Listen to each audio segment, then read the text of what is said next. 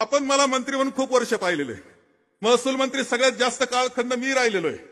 कधी तुमच्याकडे बोटं घालायचा कार्यक्रम आम्ही केला का एवढा प्रश्न विचारील.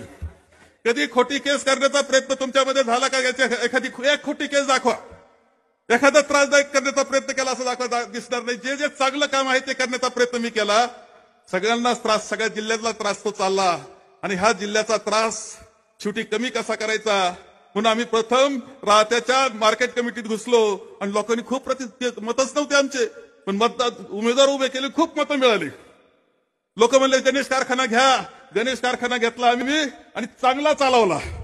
अरे इतका सुंदर, यांनी 8 वर्ष तो चालवला नाही, तो आम्ही अत्यंत सुंदर पद्धतीने चालवला. नंतर साई संस्थांची कामगार संस्था जी होती तिची निवडणूक आली, ती आमच्या ताब्यात आली. असं करता करता आता आम्ही नगरला पोहोचलोय. आम्ही विजय होणारच आहे आमचा.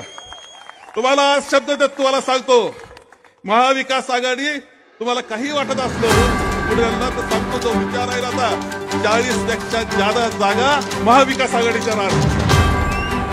इतकी जागा लाखोच्या मताधिक्याने आपण जिंकणार आहोत. आम्ही पाहतोय स्त्री तुमचं आहे, ज्या पद्धतीने तुमच्यामध्ये वातावरण आहे, आपण ही जागा लाखोच्या मताधिक्याने जिंकणार आहे. एवढ्यावर आता हा विषय थांबणार नाही. दुखणं बरं करायचं असेल तर ऑपरेशन पूर्ण करावं लागेल आणि यानंतर येथील विधानसभा शिर्डी करता आमचा उमेदवार तयार आहे, हे सुद्धा